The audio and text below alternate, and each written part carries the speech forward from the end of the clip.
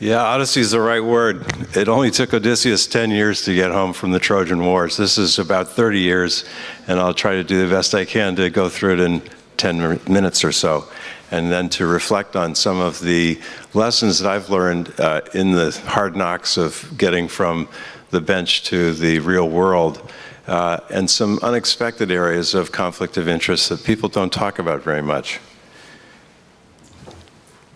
First of all, I want to thank many of the members of ISSLS, both present and deceased, who were germane in one way or another or helpful in developing this technology and helping me personally to navigate the minefield of getting into the business world.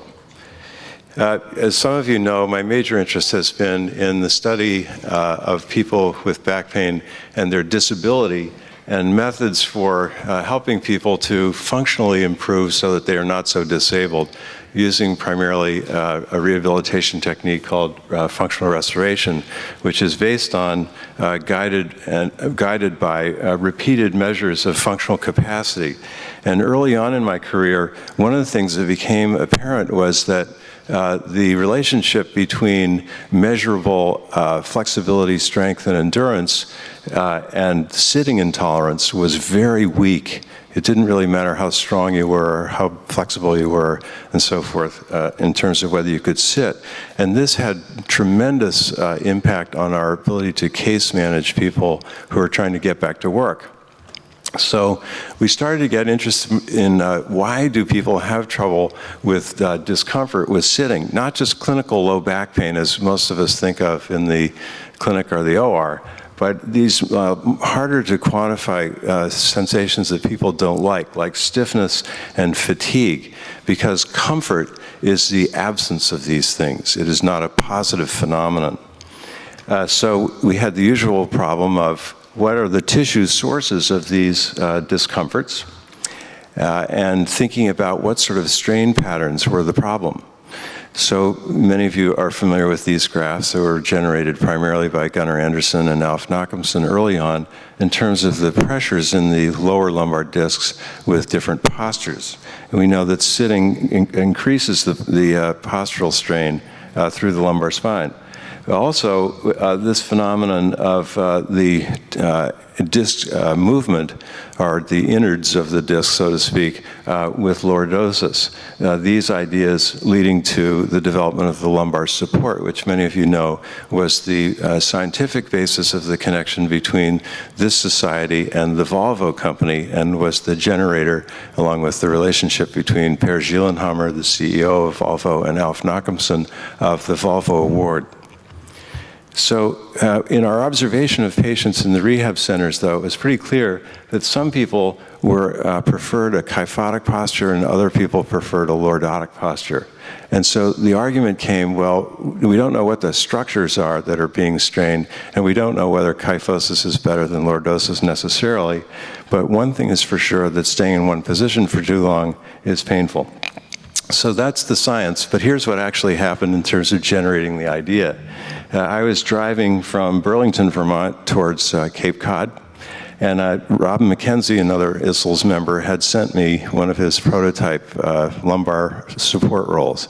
So I was driving along the first phase, and my back started to get a little stiff, so I put Robin's roll behind my back, and then that felt better for a while, but then I got stiff again, and then I took it out, and that felt better. And so the iterations of this, it took me till I got to Boston to realize that taking the roll in and out, putting it behind my back and then taking it away was actually pretty comforting. So the idea then was, well, how could you create this kind of lordotic motion in a seat and make it work? And the concept really developed when we realized that this was the motion that we were looking for, and it had to be controlled, right? This guy is about to go into lordosis in a nanosecond, but it's not going to be comfortable, right? So it turned out that the essence of control that worked was provided by an air bladder, where you could have it light, so it was inexpensive in motor vehicles and airplanes, but also you could control the pressure, because it turned out that that was the key to making this thing work. So the innards of this technology, this is an air bladder. It's an air bladder with a pump and valve system which slowly inflate and deflate the air bladder under pressure control, which is nominated by the person who is sitting there. So the first studies that we did demonstrated that people were much more comfortable in motor vehicles, whether they had clinical back pain or not, and in laboratory settings using this form of pneumatic CPM. And the first study that we did actually won the poster award for clinical studies at the ISSLS meeting in Marseille in 1993. So we were pretty excited. We thought, gee, this is something that seems to work. Now what do we do? Because none of us who were involved in this research had a clue about how to start a business or get a patent or anything. So we did one more study just to make sure that we weren't just doing some kind of soft tissue massage thing. So in this study, this was a fluoroscopic study where the back cycler, which became the trade name of the technology, was inflating and deflating the balloon and creating motion, right? So we knew that this was not just some soft tissue effect, but that's all we knew. And at that point, we said, okay, let's go for it and figure out how to commercialize this. So I got some patents for it and started a company. The company was called Ergomedics, and I played different roles in the company. I was the CEO and the chairman of the board, back and forth. Got to be a fairly big company, actually. And because when you think about seating technology, you think about airplanes, buses, cars, commercial seating, and home seating. And these are markets that have absolutely no crosstalk. They don't know anything about each other. It's really amazing. So it was a pretty complicated company. And in the early days, there were a variety of studies, both commercial and academic, that seemed to show that this thing actually was useful. For instance, United Airlines had a customer survey asking people to rate how comfortable they thought this was compared to the best experience they'd had before, and the ratings were very high.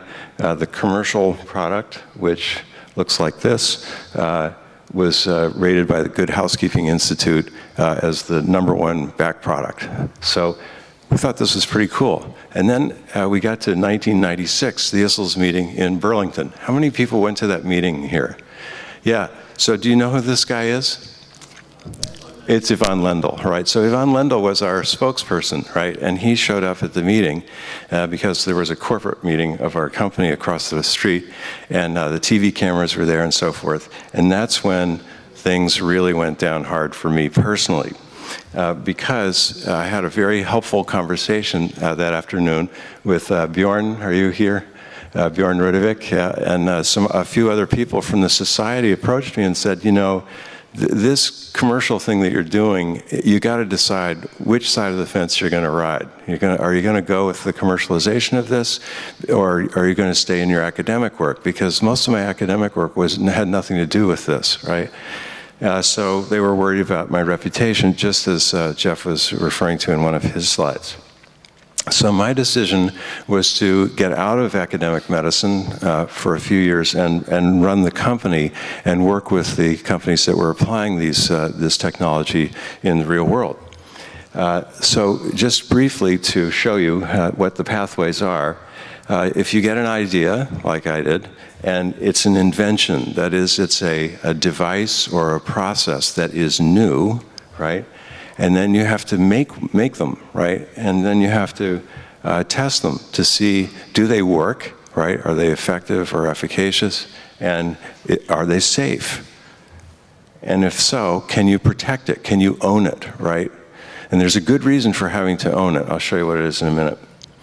Okay, and then development. Can you make them? Can you make thousands of them if that's what the marketplace demands? And then marketing. Can you actually put together a company, as Jeff was referring to before, and that makes them and has a business model that works, particularly because you need to be able to sell it and to sustain the marketing and sales. The whole quality issue as well has to be preserved. And if you are looking at return on investment, that's where the beginning of the conflict of interest really starts. Because at every step of the way, you need money to do these things, right? And if the money is coming from outside, there's some funny things that start to happen. and that is this basic relationship. The more money you take from outside, the more pressures there are and on being able to control both the quality of what you're doing and also the claims you are making, right? So if somebody is investing in you because they want you to, your thing, to perform in one marketplace, you have to be very careful about what you can say about the efficacy and safety of whatever you're doing, right? And somebody who wants a big and quick return on their investment can exert quite a bit of pressure on you to make claims that you may not be comfortable with. So I think everybody knows this, and it's a fairly obvious connection. But here's the part that really was my biggest struggle for years doing this. And that was that I sat between the commercial side with these various companies that we were very involved with, and the academic side. There were a bunch of different universities and other academic groups who were trying to do some pretty much basic science research on this technology.